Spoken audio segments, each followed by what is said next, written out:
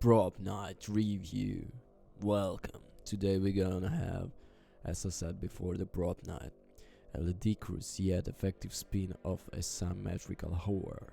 I'm currently hunkered down, crouched over the machine while working with a team of other 3 survivors to try and escape the moody campsite, and initially it's easy to feel like we've all been here before.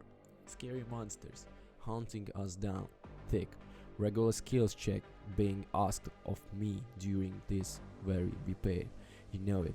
Suddenly through before it all becomes a bit too routine, something amazing happens. The screen darkness, the music swells, and I'm just fine. The imposing creature strides right on mine without notice. The 3 feet under them, and why? Because I'm no longer a whiny teen. I just turned into a rubber chicken. Think cluck. It might sound incredibly simple, and to a certain extent it is, but these clears and frankly comically ridiculous sequences are common sight in Propnight. And thought it'd be easy to look at it and preserve it just another day of those games started in mood of Friday of the 13th and Dread by Daylight fanatic parried back and still managed to feel distinct by rewriting the popular asymmetrical horror rulebook in one key way. You can transform into almost anything. At first, this horror meets prop hunt premise take a while to get used to. This is mainly because learning all 4 of the maps available at launch is absolutely key to knowing what objects you can take the form of, and how the best hide in your surroundings using each. A bottle of wine resting on a tractor, for instance, probably isn't going to fool even the most unobservant killers. However, the more you play, you better understand the physics of how each item can move, the more effective and survivor you be. You may even make it alive. It helps that any prop you can take the form of always highlighted in orange glow. One button press it's all takes to transform, and before you know it, you hopping around the map as far as sprinkled pace you human feet could ever take to you. This is where the variety of different size objects also feeds into Propnight's subtle genius. After all, a simple pebble is much lighter object than say a high bale. In the heat on the moment throughout with the monster you trail, you might have limited options available. Cut to you trying to flee across a field of what is not so sneaky scarecrow. The game can be a great source of original comedy in this way, easing a lot of tension you feel when trying to repair the prop mechanics necessary to escape. All 5 of the playable survivors are designed to be weak, as you expect, but each starts off with a specific skill. From a basic medkit to camera capable of temporarily stunning your stalker, you never feel completely helpless, especially since the environment is your most effective hiding tool. Outsmarting the killer and escaping it will be surprising to hear. It's always better when we played friends as opposed to the randoms.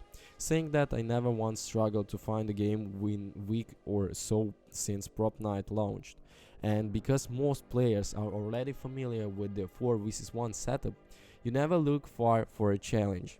So what are the killers actually look like? They're just as significant as component as the pop hunt gimmick itself.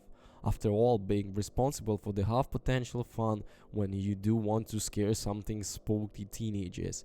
Whenever Day by Daylight starts out entirely original and eventually add like a Ghostface and Pyramid here and various license deals, Propnight doesn't have any of that and therefore feels purer by compression. The 5 playable killers all riff on established stereotypes any horror africano will be familiar with us. Sure, but this actually works like a game's favor. Propnight killers aren't limited to skills and abilities were typically associated with the some of Hollywood best. Rather, each scare factor is effectively cranked all the way up to 11 in the early matches, before you're aware of what exactly each one can do. Thankfully all fun to use and offer just enough distinction between one another, so let players find their preferred hunting style.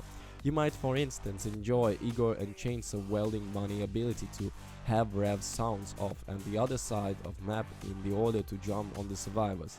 However, the Ghost Granny ability to temporarily turn invisible and lay knife traps might be more you think.